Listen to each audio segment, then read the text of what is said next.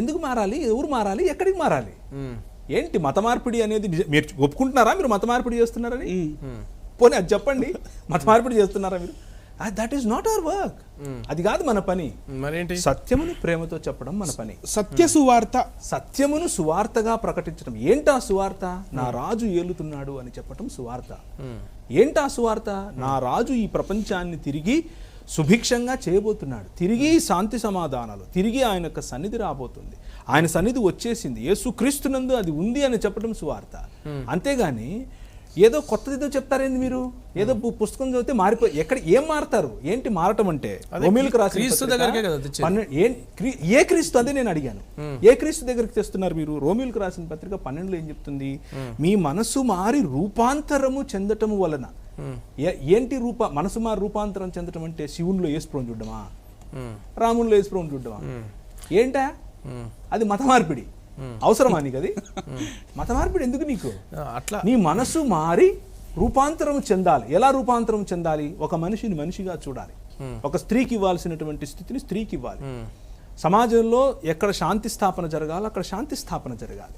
సమాజంలో ఎక్కడైతే వనరుల వికేంద్రీకరణ జరగడం లేదో వనరులు వికేంద్రీకరించబడాలి. దేవుని యొక్క సన్నిధిని అన్ని రంగాల్లో అన్ని చోట్ల చూడాలి. దేవుని యొక్క సన్నిధిని కుటుంబాల్లో చూడాలి. దేవుని యొక్క సన్నిధిని అన్ని మతాల వారు అనుభవించాలి. ఇది కదా మన సువార్త. ఇదేంటి కొత్తగా మళ్ళా? అంటే క్రీస్తుని అంగీకరించిన సువార్త అవుతుంది కదా. అవును, క్రీస్తు. ఏ క్రీస్తునని అంటున్నాను నేను? రాముడనే క్రీస్తా, లేకపోతే కృష్ణుడనే క్రీస్తా, శివుడనే క్రీస్తా? అదే బైబిల్లో ఉన్న క్రీస్తే. బైబిల్లో ఉన్న క్రీస్తుని ఎక్కడ చెప్తున్నారు మీరు? భగవతత్వం అంటే రామతత్వమే క్రీస్తు తత్వం అంటున్నారు కదా. శివతత్వమే క్రీస్తు తత్వం అంటున్నారు. అదే అక్కడే కదా ప్రాబ్లము. ఈ దేవుని చిత్తం ఏదో తెలుసుకుని మీ మనసు మారి రూపాంతరము చెందటమే అది కన్వర్షన్. కన్వర్షన్ అంటే మతం మారటం కాదు.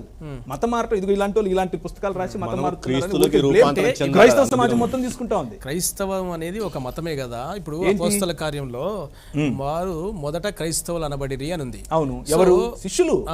శిష్యులు అంటే ఎవరు? శిష్యులు అంటే ఎవరండి? శిష్యులు అంటే ఎవరంటే యేసును రాజుగా అంగీకరించిన వారు, క్రీస్తును ప్రభువుగా తన హృదయంలో ప్రతిష్ఠించుకున్న వాళ్ళు. సో వాళ్ళని లౌకికంగా మరి మతం మారిన వారే అంటారు కదా. ఎవరు? లౌకికంగా 1,00,000 మంది అంటారు అనేవాళ్ళు. కానీ మీరు ఒప్పుకుంటున్నారా అనేది నా ప్రశ్న. ఓకే, బయట వాళ్ళు 1,00,000 అంటారు, మీరు ఒప్పుకుంటున్నారా మీరు మతం మారుస్తారని? ఇంతవరకు చెప్పారు ఆర్యులు మతాలనే మారుస్తున్నారు. ఇప్పుడు మీరు కూడా ఆర్యుల లెక్కన మీరు మతాలనే మారుస్తారా?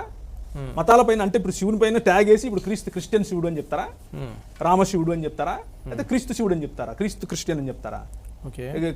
క్రిస్టియన్ దాని ఏమంటారు? కృష్ణ ద క్రిస్టియన్ అని చెప్తారా? ఏంటి వాట్ ఈస్ అంటే ఈ హైజాకింగ్ మోడల్ ఏ సనాతన ధర్మం అయితే చేస్తోందో అటువైపే మీరు వెళ్తున్నారు. అదే నా బాధ కూడా. ఇప్పుడు విషయం